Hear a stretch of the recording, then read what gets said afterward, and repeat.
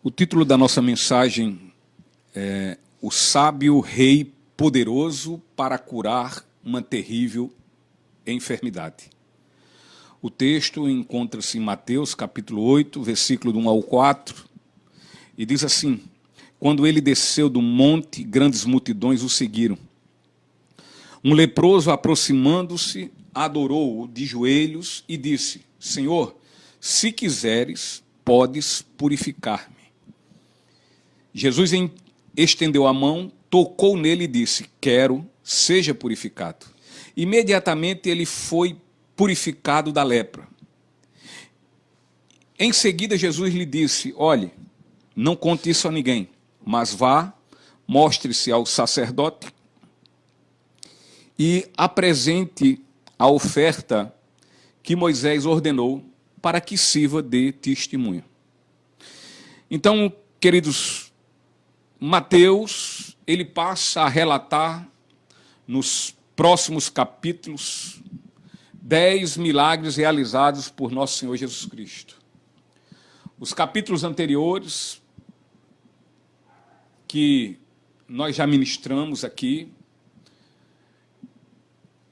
nos apresentou a pessoa do rei, ou seja, aquele que haveria de vir e veio, que nós vimos isso no capítulo 1 até o capítulo 4, como também os princípios do rei em seus sublimes e ricos ensinamentos, ou seja, o Sermão do Monte, que nós também já vimos, não de forma em toda a sua totalidade, mas tirando alguns textos, mas praticamente vimos tudo quanto foi nos apresentado segundo conforme os ensinamentos do nosso Senhor Jesus Cristo, que nos foi apresentados os seus princípios, e como falei, o princípio do Rei dos Reis, o princípio do Messias, o Salvador, que haveria de vir e veio. Então, queridos, temos nos capítulos compreendidos de 8 a 12 ao 12, evidências categóricas quanto a Jesus como o Messias, aquele que foi pré-anunciado pelos profetas e registrados em seus escritos. O próprio profeta Isaías havia dito que o Messias iria abrir olhos dos cegos, que o Messias, por meio dele, surdos passariam a ouvir, paralíticos saltariam firmes sobre os seus pés e a língua dos mudos iriam cantar. Isaías fala isso lá no capítulo 35, no versículo 5 e 6, quando diz: Então os olhos dos cegos serão abertos e os ouvidos dos surdos desobstruídos.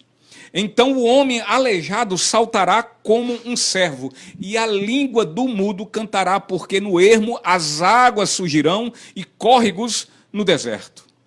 Portanto, especificamente no capítulo 8, temos o relato de Mateus sobre 5 grandiosos, estupendos e maravilhosos milagres de nosso Senhor Jesus Cristo. Temos aqui provas cabais de que Jesus tem os poderes gloriosos que foram profetizados sobre o rei prometido que havia de vir e veio. Então,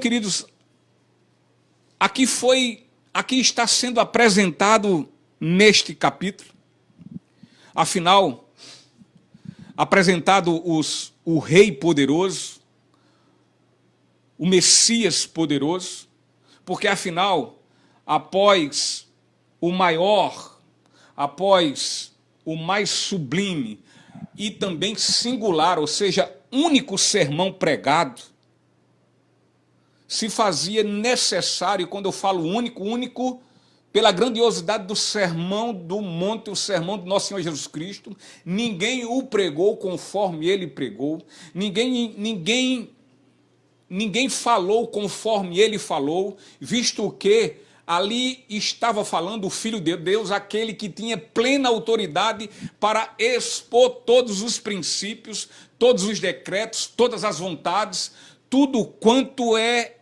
completamente relacionado ao caráter de Deus. Portanto, queridos, de fato é um É um sermão pregado e único sermão, tal como o que Cristo fez. E afinal ele, após assim ter pregado, fazia-se necessário também provar que o pregador daquele sermão era de fato o Filho de Deus, pois que adiantaria mostrar ali o rei, um rei cheio de muita sabedoria, um rei cheio de princípios muito bons, contudo, um rei desprovido de poder e de glória. Portanto, todos quanto escutaram sua pregação no monte, não somente tiveram que concordar que quão sublimes e inigualáveis eram os seus ensinos, mas também quão prodigiosos e quão estupendos foram seus gloriosos feitos. Dessa forma, Jesus, por cumprir essas profecias, Jesus ele prova, mais uma vez eu digo, cabalmente, que ele era o Messias prometido e esperado. Entretanto, Israel, ao examinar as Escrituras Sagradas, Israel, o povo israelita, não deveria ter tido qualquer dificuldade em enxergar na pessoa de Jesus o Salvador. Não deveriam eles terem qualquer dificuldade de ver em Jesus o Redentor, o Messias, o Cristo prometido. Porém, ocorre que a cegueira espiritual do povo de Israel foi quem o impediu de enxergar o Rei dos Reis. Israel, ainda que estando com o Messias presencialmente diante dos seus olhos, mas infelizmente nada conseguiam enxergar, nada conseguiram ver. Como diz o ditado, diz que o pior cego é aquele que não quer ver. Então o texto que iremos apreciar fala de um homem enfermado, um homem que tinha uma doença terrível, a lepra. Em Levítico, no capítulo 13, dos versículos 1 ao 7, fala desta terrível doença quanto aos procedimentos dela ser diagnosticada. E uma vez que ela fosse diagnosticada, uma vez que a lepra fosse comprovada, o indivíduo leproso, ele deveria imediatamente ser isolado de sua família, e não somente de sua família, mas de toda a sociedade. O leproso não teria qualquer interação com outros seres humanos, exceto com seres humanos leprosos como ele mesmo. Portanto, conforme a lei judaica, o leproso ele era considerado impuro e assim ele estaria impedido de participar da comunidade religiosa israelita. E aqui está um diagnóstico terrivelmente aterrorizador de se receber. Aqui está um diagnóstico de uma doença que trazia aquelas pessoas que aguardavam o diagnóstico, traziam a elas uma ansiedade terrível, um medo profundo, visto que, além de serem completamente sentenciados à morte, eles iriam viver num mundo de completa desolação, separados de tudo e de todos.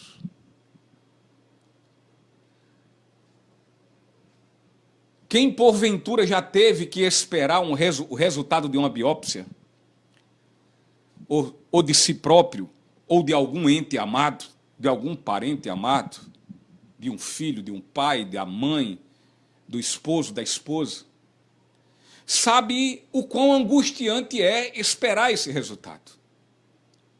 Um israelita daquele tempo, ao acordar e deparar-se com uma mancha incomum na sua pele, ele devia então de imediato apresentar-se ao sacerdote, a fim de que fosse completamente examinado e de forma protocolar, com todos os protocolos, e dessa forma aguardar o diagnóstico final. Esperar o diagnóstico final para este indivíduo era algo terrível. Pois a lepra, querido, era uma doença absurdamente terrível. Terrível, como há pouco falei, não somente pelas consequências físicas, mas também pelas consequências emocionais e psicológicas. A lepra era uma doença que era investigada não somente por um médico, mas também por um sacerdote. Havia um diagnóstico, não somente um diagnóstico médico, mas também um diagnóstico por meio de um sacerdote, ou seja, um diagnóstico eclesiástico. Era uma doença absurdamente terrível, pois nem havia cura e tampouco algum medicamento que pudesse contê-la ou, ao menos, retardá-la.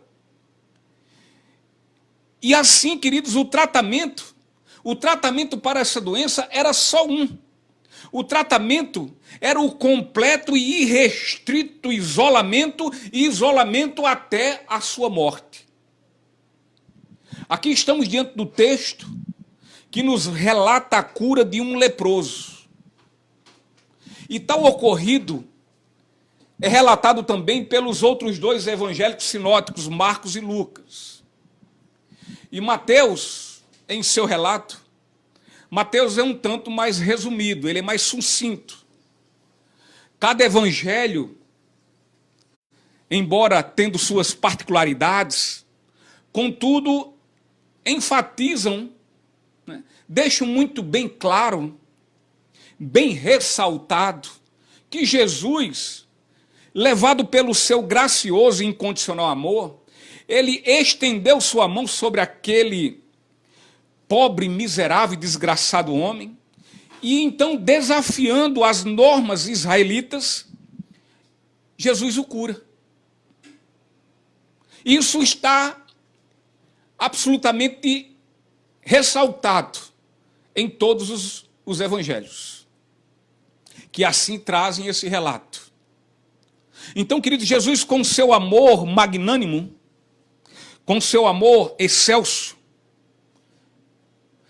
sobrepôs as regras da proibição de não poder tocar em um leproso.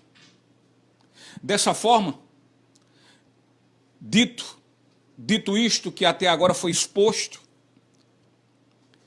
sigamos expondo esse texto e que venhamos absorver verdades maravilhosas para as nossas vidas, verdades essas que com toda certeza irá edificar, irá nos fortalecer em fé em Cristo Jesus, o Senhor.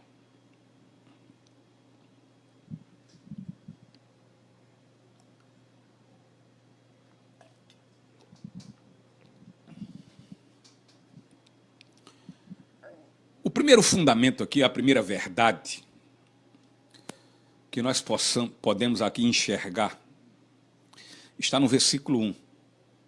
O versículo 1 diz assim: quando ele desceu do monte, grandes multidões o seguiram. Então, queridos, o sermão da montanha, ou o sermão do monte, aguçou a curiosidade de muitos quanto a excelsa sabedoria daquele Galileu. As pessoas ficaram deslumbradas da forma como Jesus ensinava. No texto final, no capítulo 7, que nós vamos ler daqui a pouco, diz lá que ele ensinava como quem tem autoridade, como quem de fato tem conhecimento. Então, embora Mateus seja o mais sucinto, como falei, relatando o milagre do leproso, entretanto, é o único que expõe em seguida ao término do sermão. Quando termina o capítulo 7, que termina o 5, o 6 e o 7, que é o Sermão do Monte, quando termina, já entra essa cena, a cena agora já é da cura deste leproso.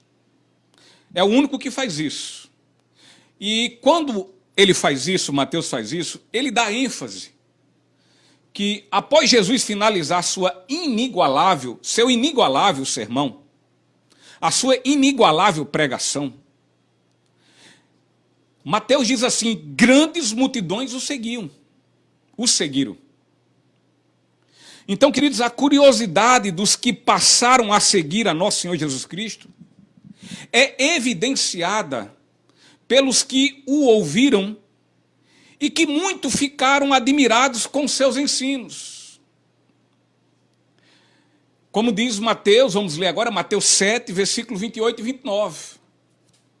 E aconteceu que, concluindo Jesus este discurso, ou seja, a sua pregação, o seu sermão, as pessoas se admiraram da sua doutrina, pois ele os ensinava como quem tinha autoridade, e não como os escribas, como os doutores da lei. Portanto, queridos, após a exposição dos seus ensinos, Jesus desce do monte, aonde lá ele estava, e multidões passam a seguir. E dessa forma, ainda que para os ouvidos naturais humanos, ainda que para esses ouvidos naturais dos seres humanos, ainda que as palavras de nosso Senhor possam ser consideradas palavras, muitas vezes, por estes ouvidos naturais, palavras radicais e extremadas. Contudo, estas mesmas palavras, ainda que com essa crítica destes ouvidos, ainda assim essas palavras incitavam as suas curiosidades. E assim essas pessoas passavam a segui-lo.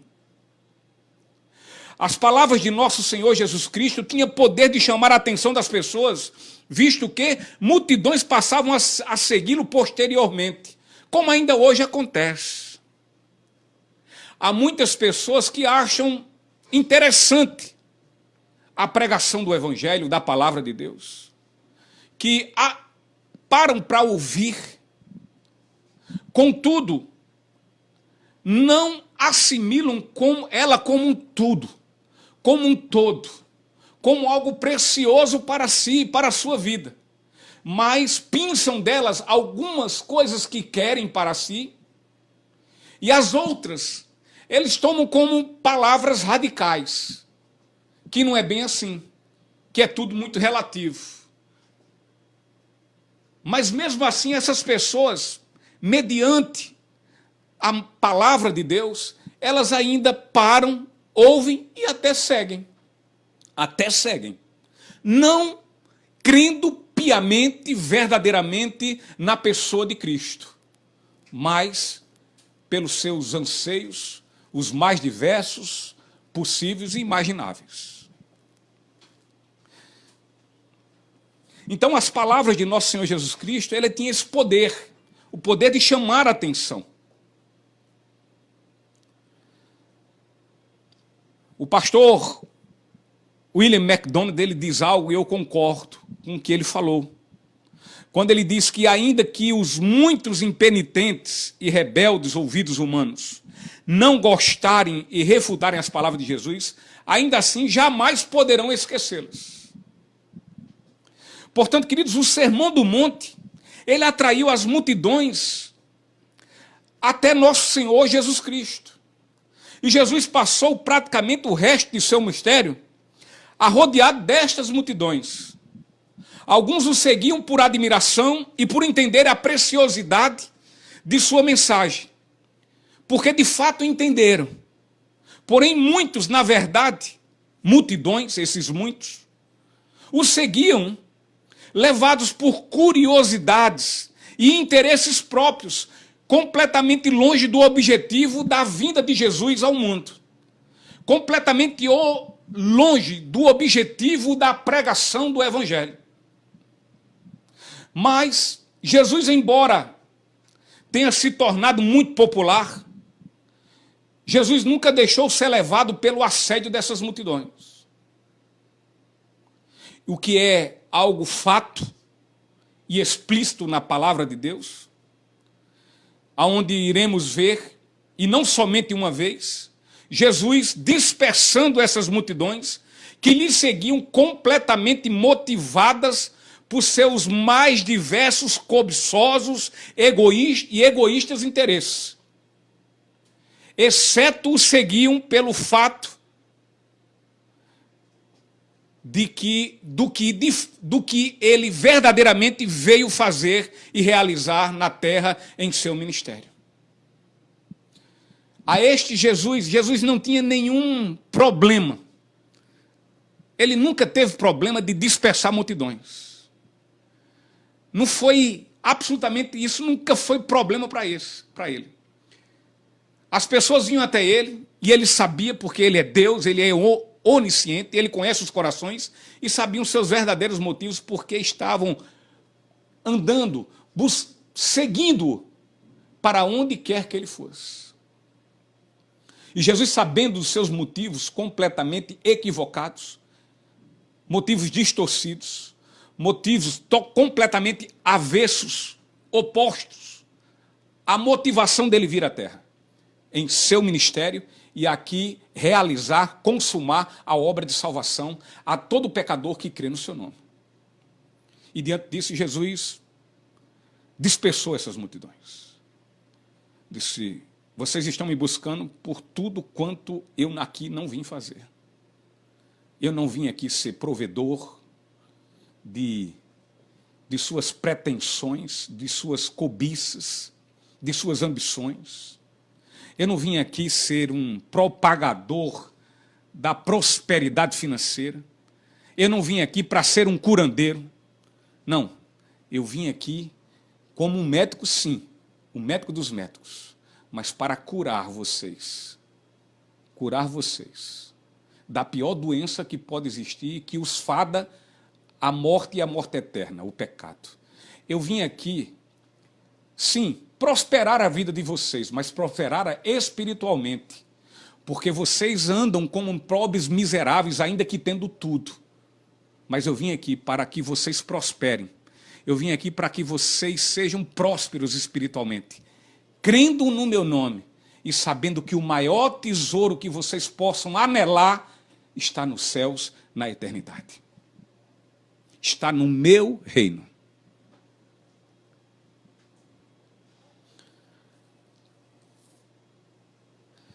Então, a nossa primeira verdade que podemos verificar aqui nesse texto é que Jesus, ainda que sendo rei, sábio e poderoso, ele não se deixou levar pelo assédio interesseiro das multidões, como muitos líderes religiosos têm se deixado levar. A segunda verdade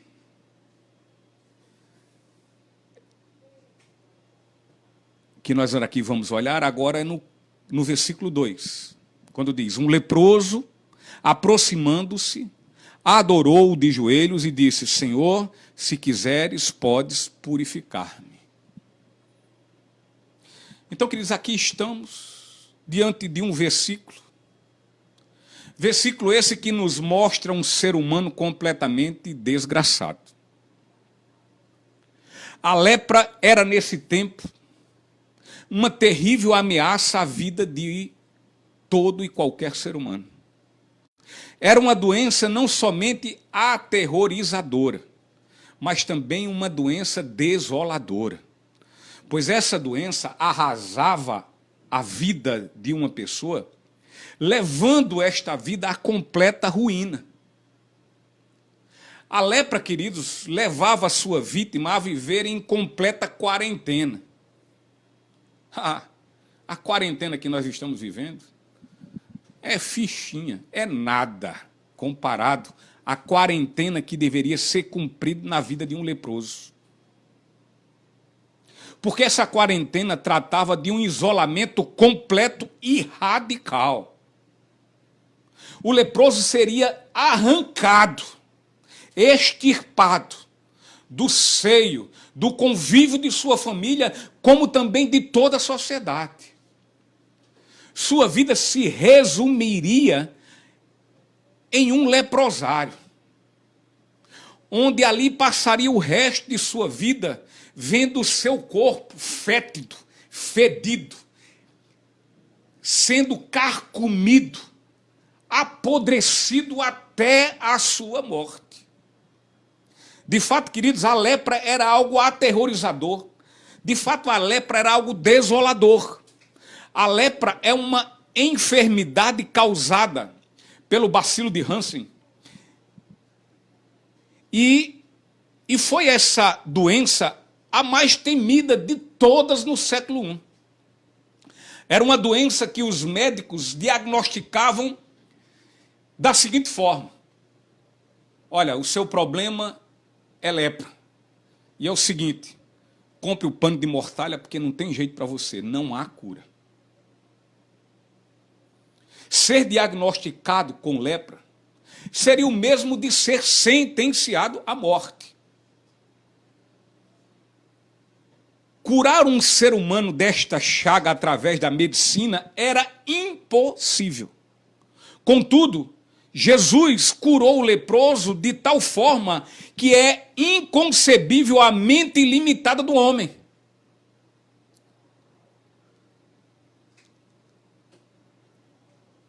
Querido, Jesus curou com um toque da sua mão. A medicina disse: olha, não tem cura, não tem remédio, não tem nada que possa curá-lo.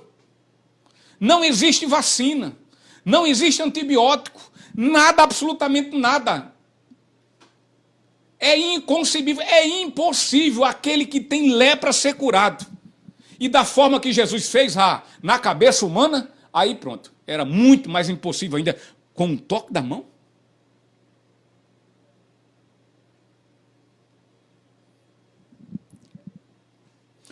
Jesus curou com um toque de sua mão.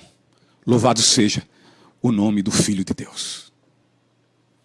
Aqui está mais uma prova indiscutível de que Jesus é o Filho de Deus. Pois somente quem é o Todo-Poderoso é este que é capaz de realizar tão estupenda e milagrosa cura, queridos. O leproso era considerado imundo. E como já falamos, o infectado ele era obrigado a viver no ostracismo social e familiar. Caso alguém se aproximasse dele,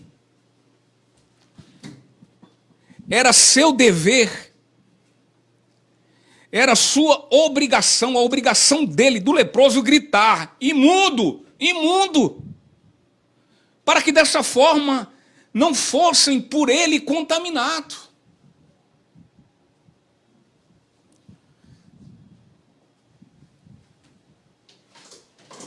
Tal indivíduo era considerado uma ameaça pública. Era uma ameaça à saúde pública. Isaías, no capítulo 1, do versículo 1 ao 7, diz assim: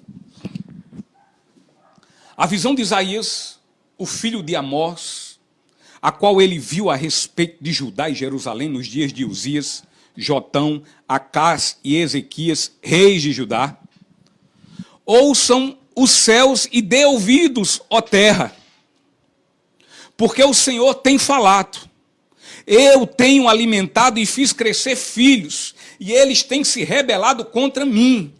O boi conhece o seu dono, e o jumento a manjedoura do seu senhor. Porém, Israel não conhece,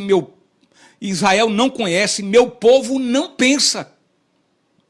A nação pecadora, um povo carregado com iniquidade, uma semente de malfeitores, filhos que são corruptores. Eles têm abandonado o Senhor, eles têm provocado o Santo de Israel até a ira. Eles me deixaram e retrocederam, porque vós não deveríeis mais ser afligidos. Vós vos rebelareis mais e mais. A cabeça toda está enferma e o coração todo fraco. Desde a sola do pé até a cabeça, não há solidez nele, porém feridas, hematomas e chagas putrefantes. Elas não têm sido espremidas, nem atadas, nem amolecidas com unguento. Vosso país está desolado, vossas cidades estão queimadas a fogo, vossa terra, estrangeiros a devoram em sua presença, e está desolada, porque é derrubada por estrangeiros. Então, queridos, temos nesta doença, segundo a Bíblia, uma plena ilustração, um pleno simbolismo quanto ao pecado. A lepra era um símbolo do pecado. As semelhanças claras quanto entre estas duas doenças aterrorizadoras. Lepra e pecado. As semelhanças entre elas. Doenças aterrorizadoras. Quem estava enfermo da lepra passava a ter seu corpo completamente deformado. Sua carne, as cartilagens, as nervuras e os ossos iam se destruindo ao ponto de seus membros soltarem-se do corpo. E tudo isso em meio a um mau cheiro insuportável.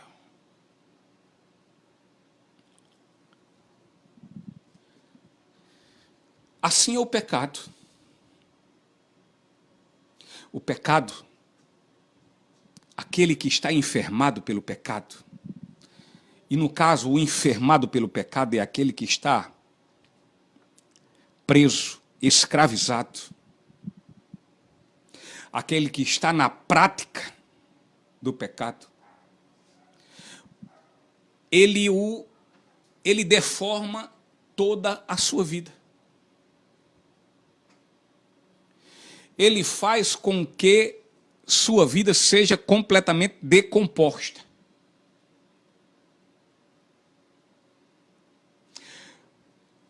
Fora isso, o pecado, queridos, ele tem um cheiro absurdamente fétido, insuportável. Se há alguma coisa que possa levar um verdadeiro cristão, aquele que foi curado desta doença, uma das coisas que devem trazer à mente dele quando ele pensa ou se ele está pecando, e se pensou em pecar, já pecou, segundo as Escrituras, segundo Cristo, em seus ensinamentos do Sermão do Monte, os quais os seres humanos acham completamente radicais, porque Jesus diz o seguinte: se você pensar em adulterar, já adulterou. Se você somente odiar em pensamento, já assassinou. Então, ou seja, no momento em que nós pensamos, ou colocamos em prática, seja essa prática no falar ou nas atitudes, temos que entender que neste exato momento exala de nós um cheiro não, vou falar como nordestino, uma caatinga insuportável. Você já passou andando numa rua, numa estrada ou no campo mesmo, e vê uma carcaça de um animal já em completo processo de putrefação, aonde as moscas varigeiras voam, estão ali cheias, consumindo aquela carne, aonde os germes, os vermes estão ali, os tapurus estão esbranquecendo todo o local, aonde o cheiro é insuportável, que lhe causa ânsia de vômitos. Assim é o pecado.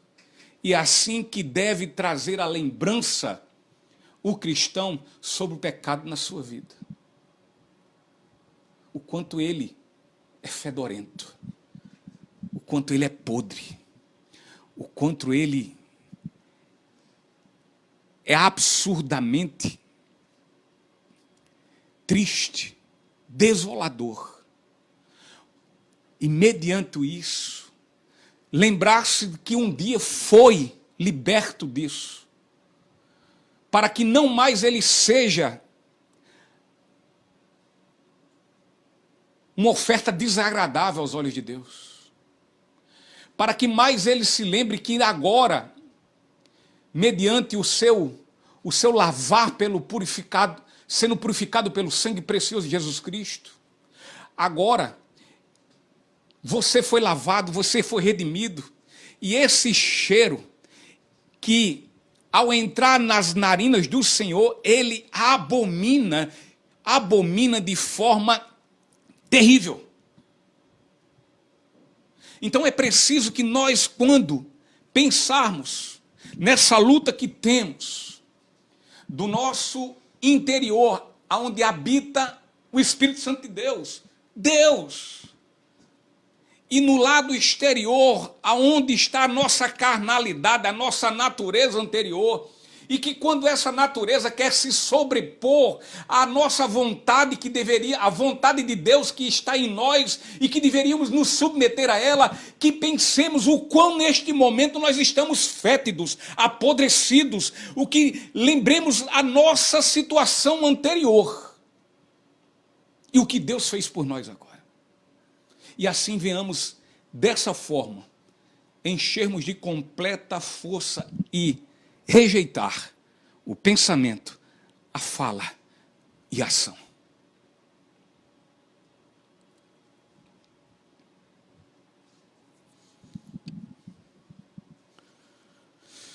Então, querido, entre estas características que falamos agora sobre a lepra, temos as características do pecado, como também foi exemplificado, e verificamos que eles têm um igual teor. Se analisarmos o capítulo 13 de Levítico, iremos identificar uma estreita relação da lepra com o pecado. Suas características e consequências são exatamente iguais. Primeiro, assim como o pecado, a lepra não é superficial, mas ela vai ao âmago, ao profundo de uma vida, de uma alma, e adoece por completo. Ela não fica só sobre a pele, assim é a lepra, ela começa sobre a pele, mas ela desce às entranhas, vai até os seus ossos, a decompondo dia após dia.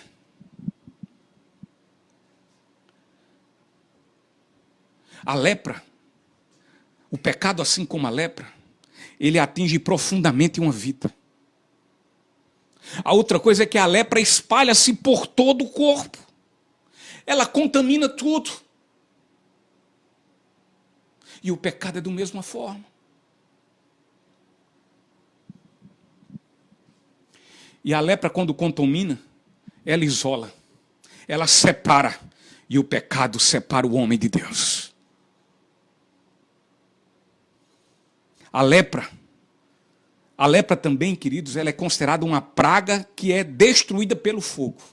E aqueles que não são libertos pelo pecado, que estão completamente enfermados, contaminados pelo pecado, e por Cristo não foram salvos e libertos, redimidos, lavados e purificados, estes também, ao final, irão ser destruídos pelo fogo e o fogo eterno.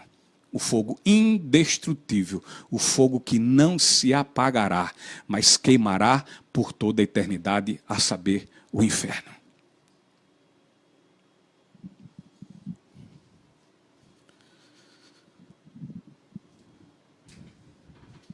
Mateus diz: um leproso, aproximando-se, adorou de joelhos.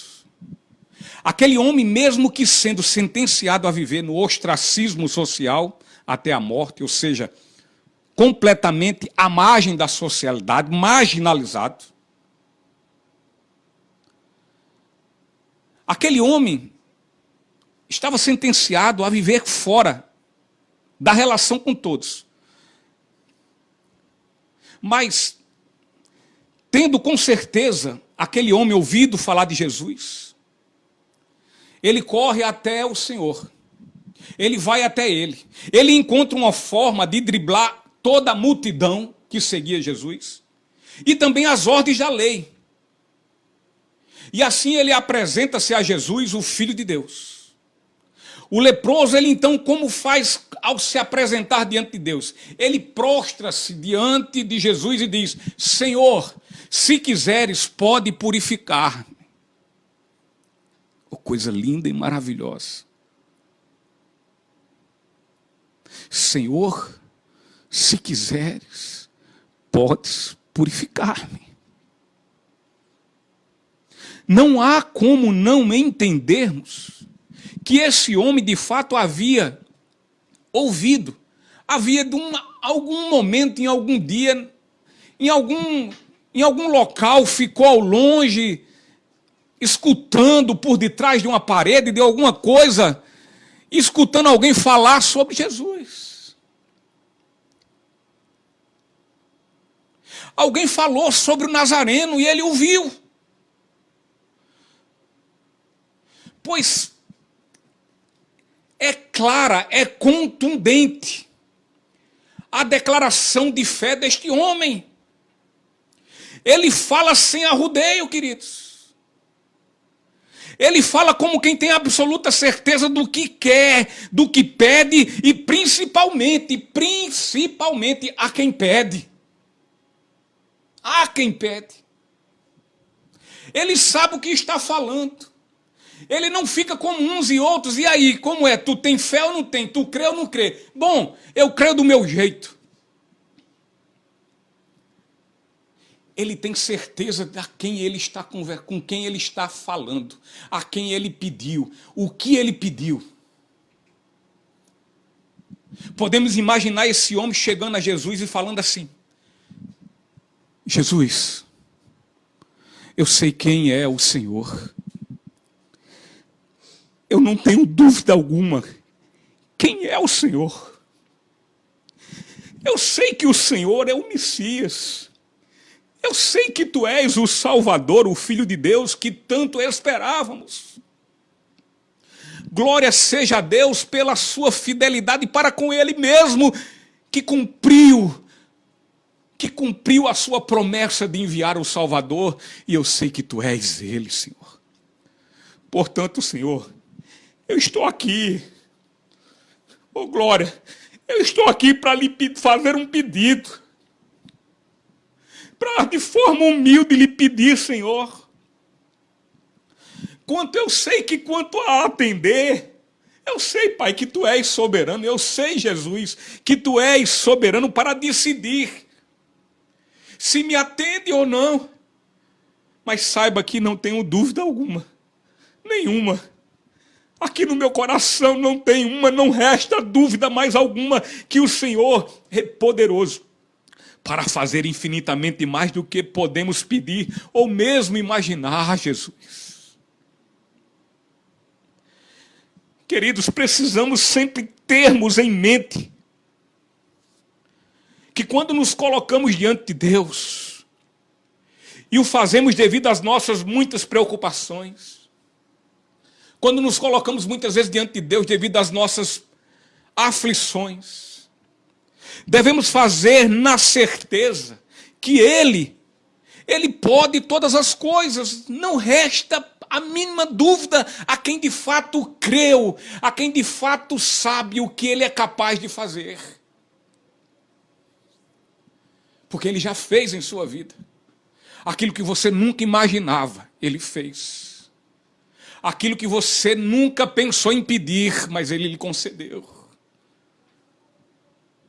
Então nós devemos saber que quando chegamos a Ele, nós temos absoluta certeza que nada é impossível a Ele. Entretanto, é preciso que tenhamos a compreensão, nesta mesma intensidade de fé, que assim como Ele pode fazer todas as coisas, mas Ele é soberano para atender ou não tudo quanto eu e você pedimos a Ele. Ele é soberano. Eu não mando e você não manda. E outra coisa, não adianta vir com um pedido meloso, com caô, com pedidos dissimulados, porque Ele conhece o meu e o seu coração. Nós enganamos nossos pais. Nós enganamos nossos cônjuges. Nós enganamos nossos filhos, nossos amigos, com essa conversa melosa. Mas a Cristo não. Portanto, tenha em mente, Ele é poderoso para fazer tudo. Contudo, Ele faz, se apraz a Ele, segundo sua soberana vontade, fazê-lo. Então, precisamos ter isso muito em mente, gravadinho. O Senhor nem sempre está disposto a nos atender. Porém, sabemos que Ele sabe todas as coisas. Ele sabe, todas as coisas.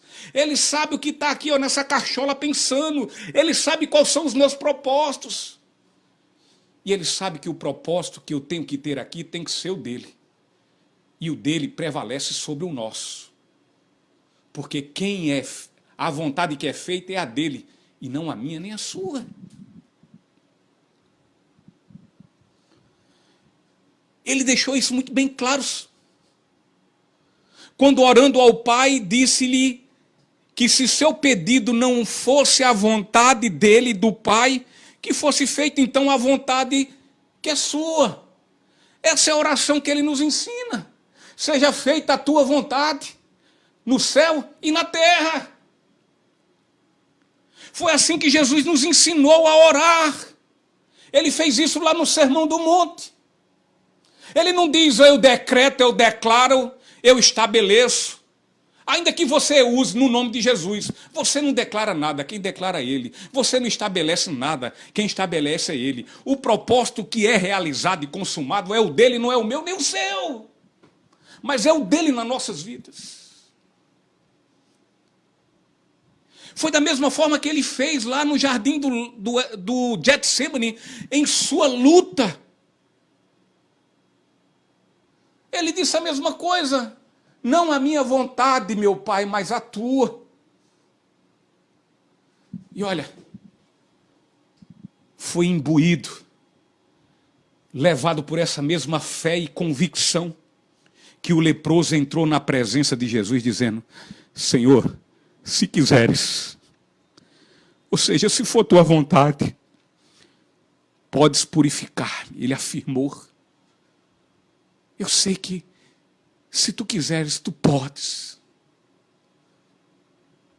Esse leproso estava infestadamente enfermo.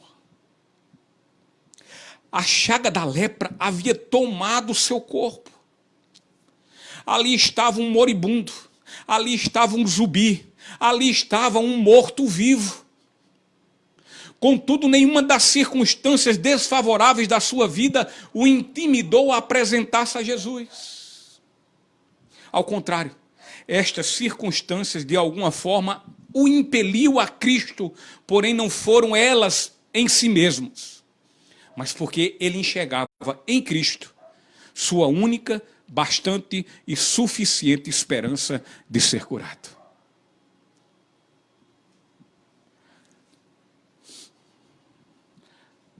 Aquela lepra que o tornava repulsivo diante de toda a sociedade. Aquela lepra não o desencorajou de ir a Cristo. Ao contrário, sabendo ele o quão seu estado de enfermidade era deplorável, ele assim o fez. Ele vai e mostra-se a Jesus e o faz em sincera fé.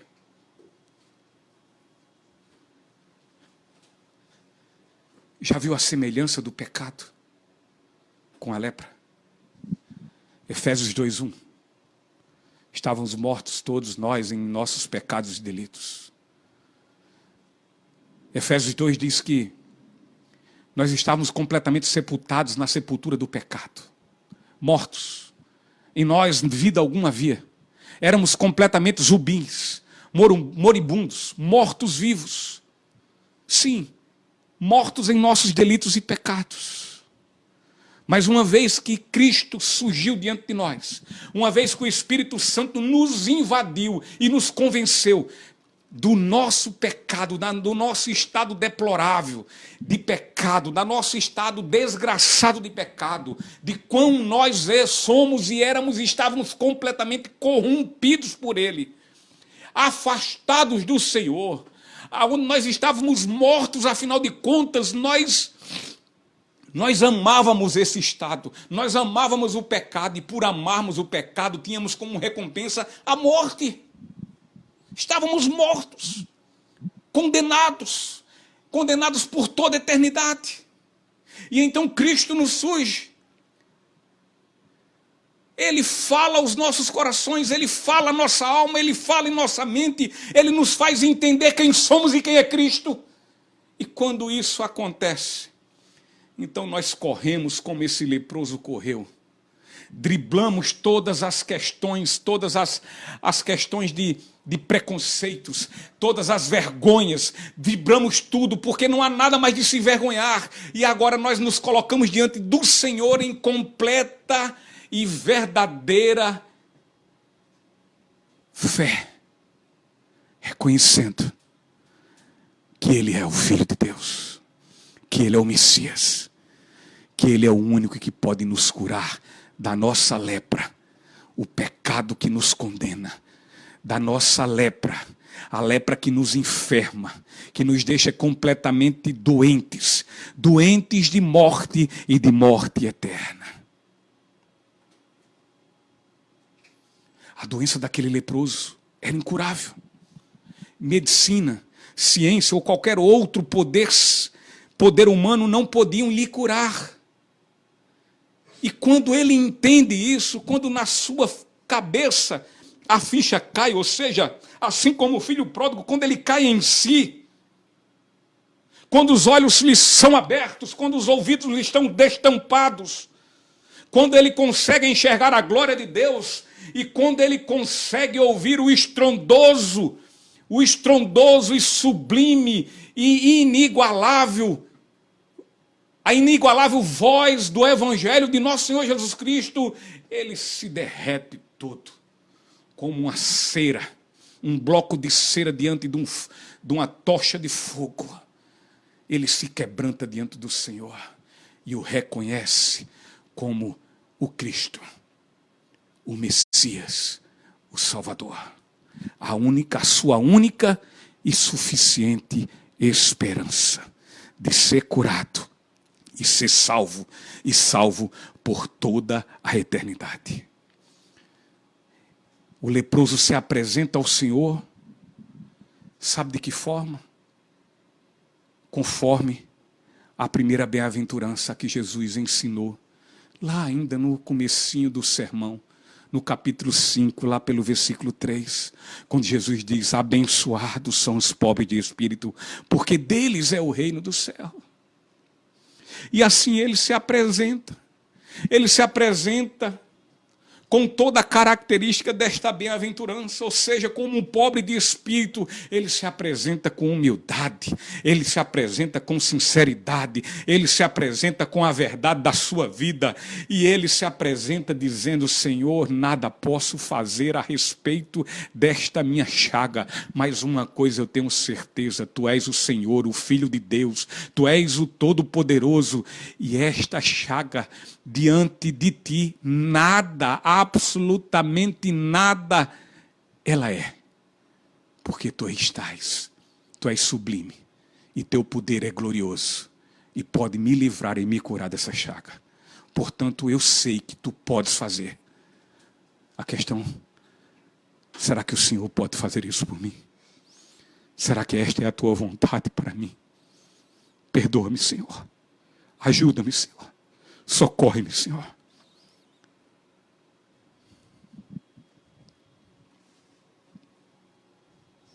Ele entra na presença do Senhor com reconhecimento e confissão. O leproso, queridos, ele faz isso com humildade de espírito. E ele faz como? Aproximando-se, diz Mateus, aproximando-se, adorou-o de joelhos e disse: Senhor, se quiseres, podes purificar-me. Ele simplesmente se prostra em adoração, reverência e exalta Jesus, sem absolutamente exigir nada. Nada. Ele não exige nada. Ele pede. Ele pede para que, se for assim a vontade dele, o liberte, o salve, o cure. Ele pede o seu favor. Ele pede sua misericórdia. Ele pede sua compaixão. Ele pede sua graça. Ele não somente reconhece quão poderoso é o rei. Ele não só reconhece quão poderoso é o Messias, como de antemão ele se submete à sua vontade. Ele diz assim: Senhor, se quiseres, podes purificar-me. Aqui está, querido, a segunda verdade neste texto.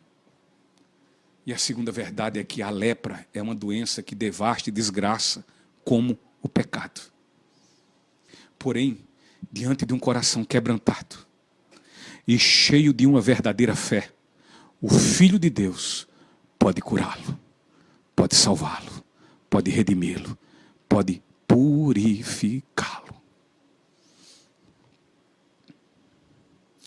Vamos agora à terceira verdade.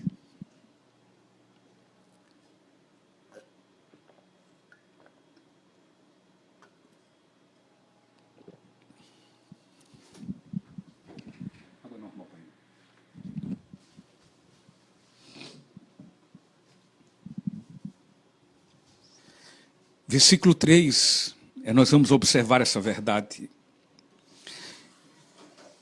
Jesus estendeu a mão, tocou nele e disse: quero, seja purificado. Imediatamente ele foi purificado da lepra.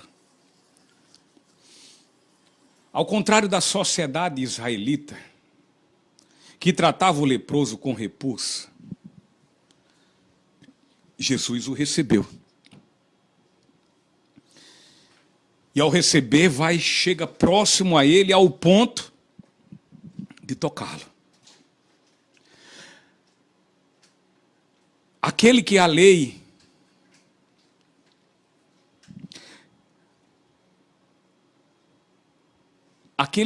advertia que deveria ser rejeitado e em absoluto deveria ser tocado, pois afinal ali se tratava de um imundo, de um impuro, de um maldito.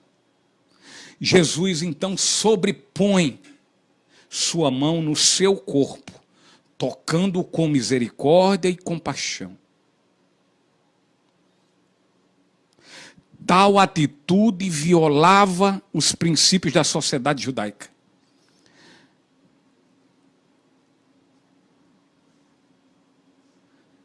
Não diferente tem também se portado a sociedade dos dias de hoje. Olham para aqueles pobres, leprosos que existem em todo mundo. Existe muitas vezes em nossa casa, na nossa família. Estes que muitos já disseram: olha, não tem mais jeito. Estes que muitos já disseram: esse eu já perdi as esperanças. O meu filho, meu marido, minha esposa, minha irmã, meu irmão, meu primo, meu funcionário. Ah, não tem mais jeito. Chega. Acabou. Ele tem que viver no leprosário, ela tem que ir para o leprosário. Jesus, ele não vê esses leprosos dessa forma.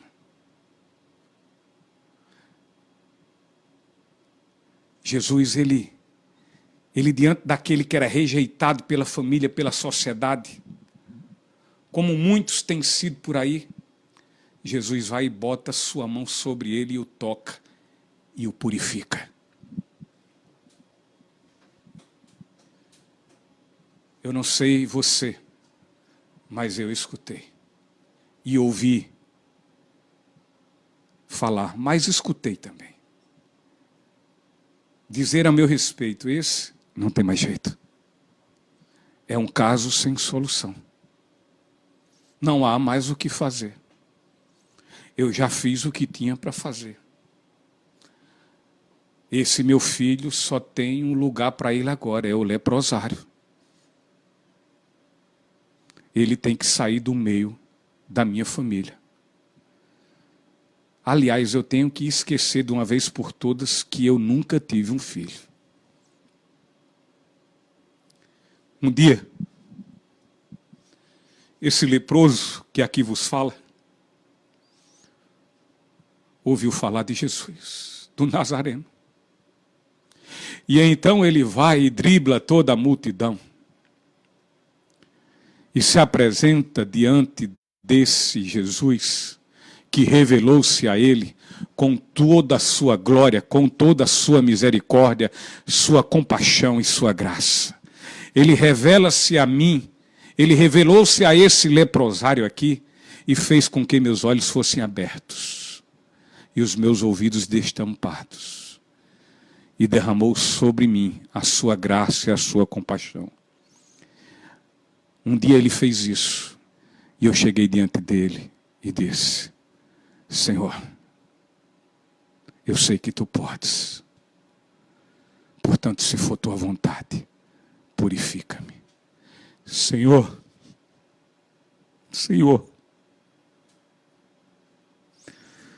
eu sei que tu podes fazer em mim o que tu fizeste na vida do meu cunhado Júnior.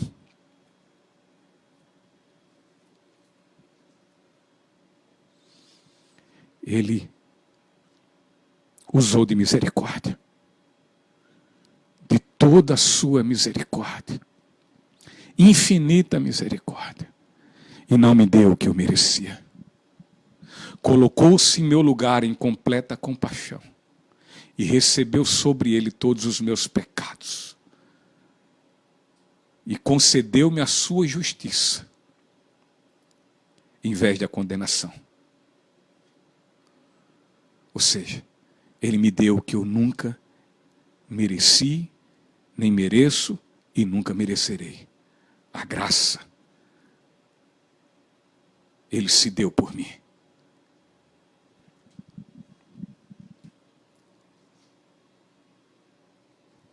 Jesus tocou aquele homem com misericórdia e compaixão. Ao tempo que também procedeu assim, quando lhe disse: quero, seja purificado. Aquele homem chegou: Jesus, tem misericórdia de mim, se compadece da minha vida e me cura, me purifica. Jesus olha para ele, toca com a sua mão e diz: quero, seja purificado. Jesus amou aquele homem. Jesus compadeceu-se de sua vida. Ou seja, Jesus colocou-se em seu lugar. Aquele homem já há muito não sabia o que era um toque de uma mão. Aquele homem há muito não sabia o que era um abraço, sequer, imagine, longe, um beijo. Na verdade, se acaso alguém viesse ao seu encontro, em sua direção e de uma forma descuidada não o avistasse, ele teria que fugir e gritando, dizendo: imundo, imundo. Jesus sabia o quanto aquela doença o separava daqueles quem ele amava. Sabia o quanto aquela doença havia arruinado toda a sua vida.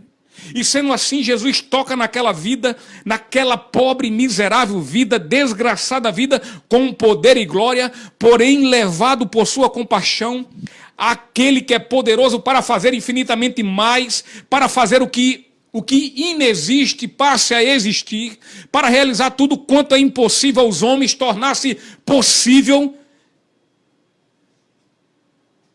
Jesus, antes de tudo, ele exerce sua compaixão. Jesus, antes de tudo, ele é longânime, altruísta, magnânimo, misericordioso, amoroso e rico em rica graça. Ó, quão rica graça! E diante da triste e sincera petição do leproso, o coração de nosso Senhor Jesus Cristo demonstrou essa misericórdia e a completa disposição em socorrê-lo. E assim, o leproso recebeu compaixão. O leproso foi curado de forma imediata e para sempre. Diante de uma vida subjugada e opressa pela angústia e dores da alma, Não há coração que possa se sensibilizar e compadecer-se dela como Jesus o faz. Como o Filho de Deus faz. Aquele homem que em nada poderia fazer por sua vida, nada ele poderia fazer para ser purificado, ele foi purificado pelo toque compassivo de Jesus com a sua mão. E quando Jesus opera, queridos, quando ele opera o seu sobrenatural, ele o faz de forma imediata.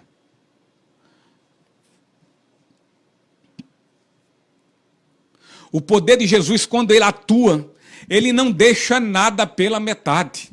Ele faz completo. Ele, quando converte, converte completamente. Jesus, quando cura, a cura é completa.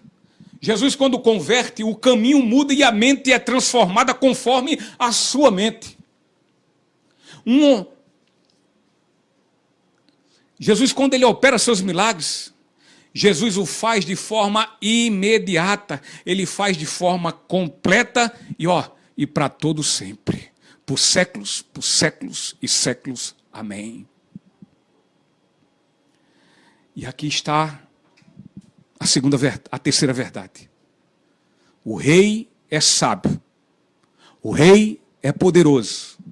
Mas além disso, ele não só é sábio e poderoso, ele é misericordioso e cheio de rica e riquíssima graça. E por fim, a quarta verdade. E aí está no versículo 4. Em seguida Jesus lhe disse: olhe, não conte isso a ninguém, mas vá e mostre ao sacerdote e apresente a oferta que Moisés ordenou para que sirva de testemunho. Jesus fala com aquele homem que fora curado, agora não é mais leproso, mas o homem curado. Ele dá ordens. Primeiro Jesus diz: olhe, não conte isso a ninguém. E segundo Jesus diz: vá, mostre isso ao sacerdote e apresente a oferta que Moisés ordenou para que sirva de testemunho.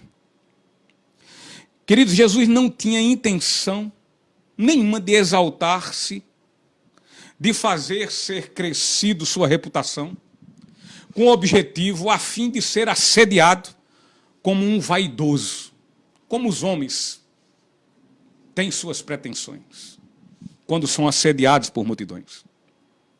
Jesus não buscou honra de homens, como também ele não queria multidões interesseiras seguindo por onde quer que fosse.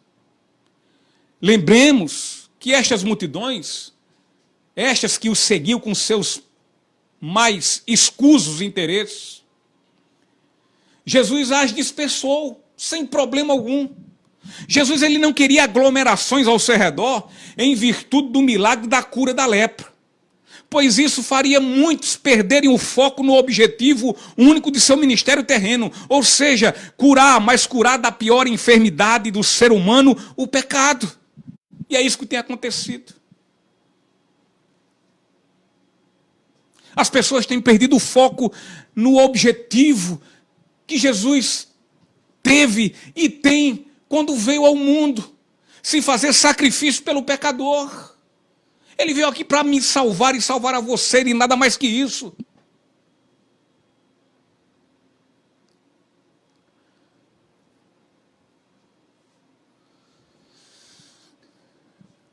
Mas, bem verdade, sejamos honestos, que seria algo muito difícil para nós, como também foi para aquele leproso ficar em silêncio, após receber tão gloriosa dádiva de Jesus.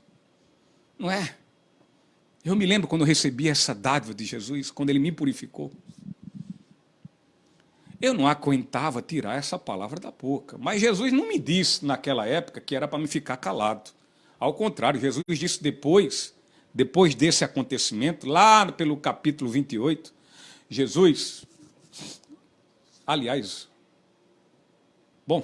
ele disse na sua grande comissão, para que nós não ficássemos calados, mas que proclamasse o seu evangelho.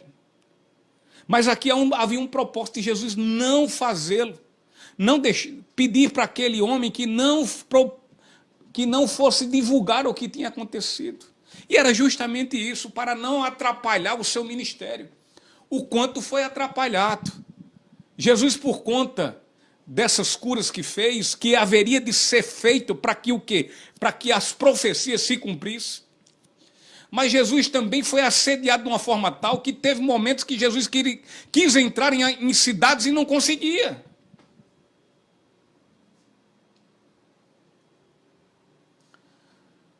Eu sei que é difícil isso. Eu sei que foi difícil para aquele homem. Mas que sejamos obedientes à vontade de Deus. Se Ele diz que é para silenciar, silencia e não questiona. Agora, se Ele diz que é para falar, brade com ousadia e com coragem as grandezas desse Cristo que derramou sobre mim e sobre sua vida esta graça maravilhosa. A segunda ordem foi instruindo aquele que foi curado para fazer conforme a lei dizia em Levítico.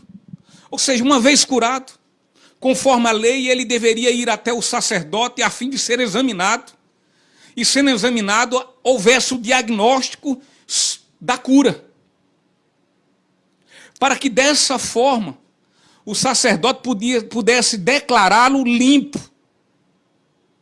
Ou seja, dessa forma ele não seria mais declarado imundo. Não mais, mas agora limpo, purificado. E sendo declarado assim, ele voltar à comunhão com a família e com toda a sociedade judaica. Com todos os seus pares.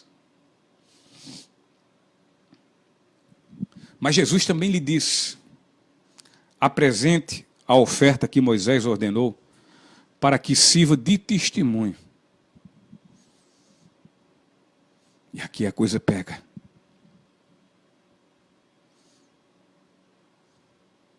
Não é nada demais na vida de quem foi purificado. Mas acredito que vai pegar. A lei de Deus no Antigo Testamento exigia que as pessoas curadas de lepra oferecessem um sacrifício. Porém, as pessoas que estavam leprosas estavam quebradas, falidas. Qual negócio ele poderia ter dentro de um leprosário? Não tinha como trabalhar. Então ele estava completamente pobre. Ele não tinha como dar um sacrifício, oferecer um sacrifício. E mediante sua situação estavam autorizados, então, a ofertar um sacrifício bem inferior, capaz de poder cumpri-lo, capaz de poder se sacrificar. E agora concluindo, sendo assim, queridos, eu quero ver com vocês e observarmos algumas questões. Temos aqui um homem que estava completamente enfermado de morte, um homem que não tinha nenhuma condição de curar-se, mas ele toma ciência de Jesus e vai até a ele, e de forma humilde, ele se coloca prostrado em adoração, pedindo sua compaixão, para que o curasse, se assim fosse a vontade dele. Vejamos as vidas de todos quanto foram regenerados pelo poder sobrenatural do Espírito, convertendo-os a Cristo e passando pelo processo do novo nascimento. Você passou por isso? Eu passei. Dessa forma, se nós passamos, então nós somos purificados de algo absurdamente mortal. Não só mortal, mas que nos condena, que nos condenava e condenava eternamente, ou seja, ao inferno. Pois o pecado, queridos, é infinitamente pior e mais degradante, mais destruidor que a lepra. Se passamos pelo processo do novo nascimento, isto implica que um dia fomos convencidos do nosso estado degradante e deplorável, dado o pecado, devido ao pecado. E assim fomos a Cristo, reconhecendo quem de fato somos e quem Ele é. E isso certos que somos completamente necessitados do Senhor, dele, de Cristo. Então, com um espírito pobre, com um espírito humilde, pedimos ao Senhor que, sendo a sua vontade, que nos purifique de todo e todo pecado. Qual a resposta de Jesus? Se chegamos a Ele dessa forma, Ele diz: quero, seja purificado. Assim sendo, podemos, por misericórdia, compaixão e graça, nos apresentar diante de Deus, visto que fomos purificados, fomos justificados, fomos completamente purificados dos nossos pecados, e agora nós fomos vestidos com a perfeita vestimenta da justa justiça de Cristo. E assim podemos entrar e adentrar ao Santo dos Santos, à presença de Deus. Então, queridos, com relação ao leproso, Jesus disse a ele: olha, vá e se apresente ao sacerdote para ele verificar que você foi completamente purificado, você foi curado, e assim apresente uma oferta, para que esta oferta lhe sirva de testemunho a todas as pessoas que você foi purificado.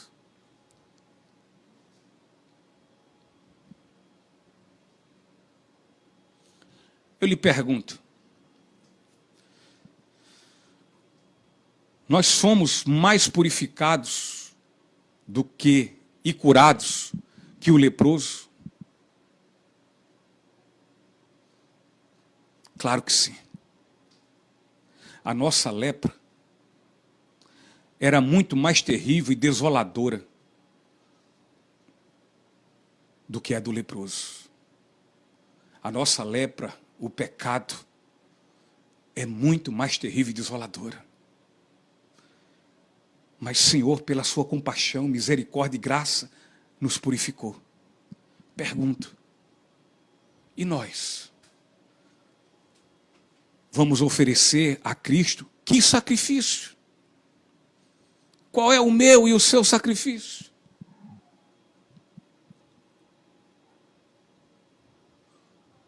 Logo agora que somos riquíssimos.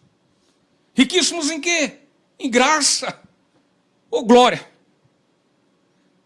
A resposta, se vamos oferecer a Cristo que sacrifício, a resposta está em Romanos, capítulo 12, versículo 1 e 2. Quando Paulo diz: suplico-vos, pois, irmãos, pelas misericórdias de Deus, de apresentardes os vossos corpos em sacrifício vivo, santo e agradável a Deus, que é o vosso culto racional. E não sede conformados com este mundo, mas sede transformados pela renovação da vossa mente, para que experimenteis qual é a boa, a agradável e perfeita vontade de Deus. Nossa oferta de sacrifício, como testemunho da misericórdia e da graça do Senhor, por nos purificar de todo o pecado, por nos purificar dessa lepra terrível e desoladora do pecado, o nosso sacrifício serão as nossas vidas. E aí? E a sua vida? Tem sido um sacrifício? Você tem ofertado essa vida diariamente ao Senhor? Como gratidão por Ele ter lhe purificado do pecado, por Ele ter feito o que Ele fez, por Ele ter lhe arrancado das mãos de Satanás, por Ele ter lhe libertado das amarras do pecado, por Ele ter lhe tirado da condenação que lhe fazia, que lhe destinaria à condenação eterna, onde você ali arderia no fogo indestrutível, a saber, o inferno. E agora Ele lhe dará a sua luz, inacessível. Ele agora lhe concede o que você não poderia nunca por você mesmo acessar, mas ele agora abre o portal da graça mediante o seu grande amor, ao ponto de morrer por você e lhe dar uma fé que você não tinha, para que você reconheça quem você é e quem é o Cristo, o Filho de Deus, o Cordeiro Santo, que tira e purifica todo o pecado que existe no mundo. Qual o sacrifício que você tem dado a ele por isso? Será que você entendeu o que Cristo lhe fez? Será que você entendeu da lepra que ele lhe purificou?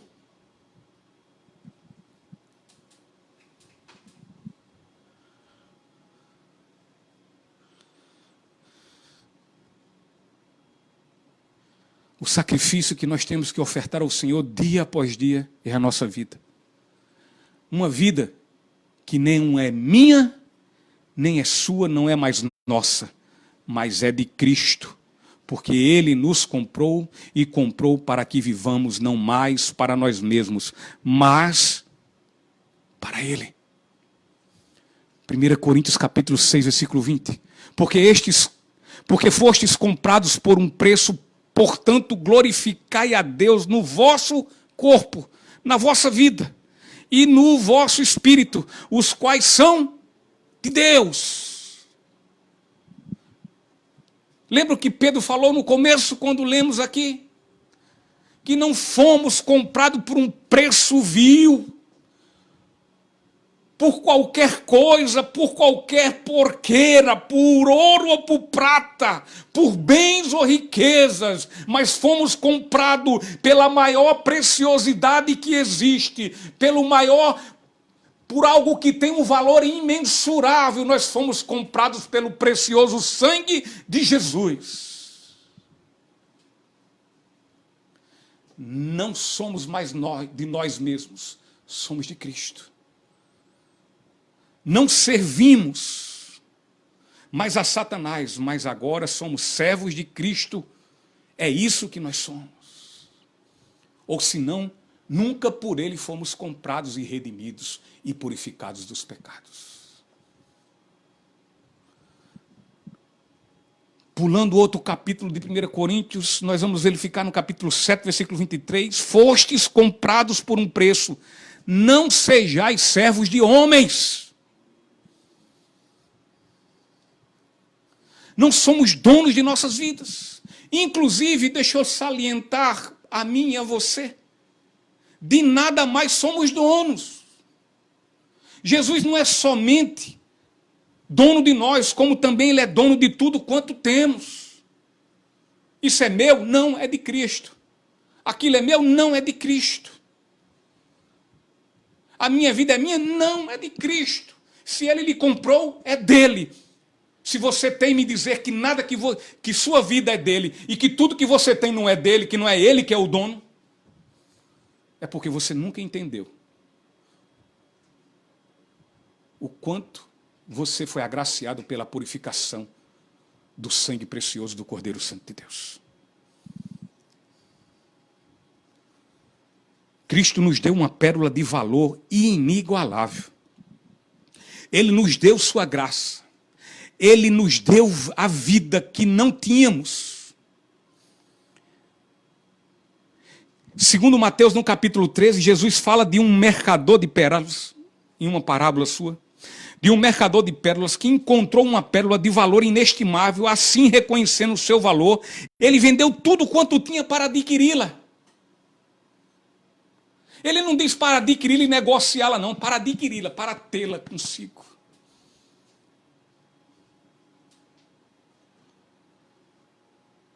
Fomos purificados gratuitamente, nada pagamos e nada fizemos por isso. Porém, uma vez sendo curados, queridos, purificados, lavados, redimidos e salvos, verificamos a riqueza dessa graça. E assim corremos dia após dia para vivermos, ofertando a nossa vida como sacrifício agradável ao Senhor. Que Deus nos ajude. Que você que já foi purificado pelo sangue precioso do Cordeiro, que possa entender quão agraciado, com riquíssima graça você foi. E verifique qual é a oferta que você tem dado ao Senhor com a sua vida. E se você ainda não tinha sido purificado, mas quem sabe hoje o Espírito Santo de Deus assim o fez. Habitou no seu ser e lhe deu pleno entendimento da sua maravilhosa graça, do seu amor, da sua compaixão e misericórdia. Que Deus o abençoe e que o ajude na sua caminhada cristã, amando esse Deus acima de tudo e de todas as coisas. Que Deus, o Pai do nosso Senhor Jesus Cristo, nos abençoe. Encha-nos de paz e tranquilidade nos dias que haverão de vir. Que tenhamos uma boa noite, um bom sono, um abraço e um beijo no coração.